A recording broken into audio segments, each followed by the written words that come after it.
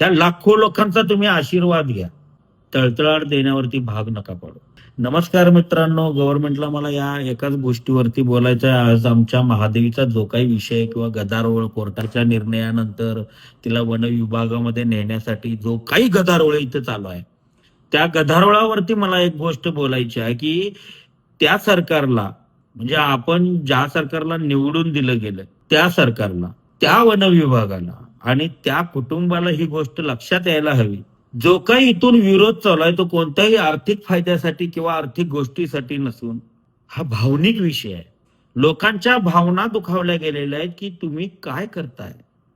आज सांगली विभाग, कोल्हापूर जिल्हा, सांगली जिल्हा, कर्नाटक बाउंड्री, ह्या 3 अशा अवतीभोवती तिच्या सगळा जो काही लोकांचा प्रवाह वर्दळ आहे ना, ही फक्त आणि फक्त प्रेमापोटे लाखो लोकांचा जनसमुदाय तुमच्या समोर तुमच्या विरोधात उभं राहायला तयार होतं. याचं कारण आहे प्रेम, भावना आणि तिच्यावर असलेली काळजीची आपुलकी.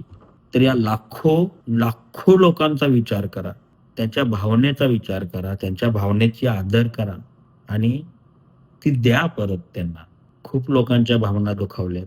म्हणजे मला डीएम मध्ये आहे ना, हजारो लोकांनी मेसेज केला की काहीतरी त्याच्यावरती पर्याय असायला हवा. तुम्ही बी बोला, लोकांना बोलण्यासाठी प्रवृत्त करा.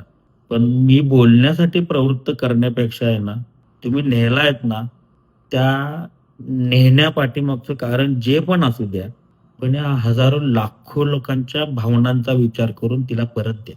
माझं सांगणं एवढंच आहे, ह्या लाखो लोकांचा तुम्ही आशीर्वाद घ्या, तळतळाट देण्यावरती भाग नका पडू.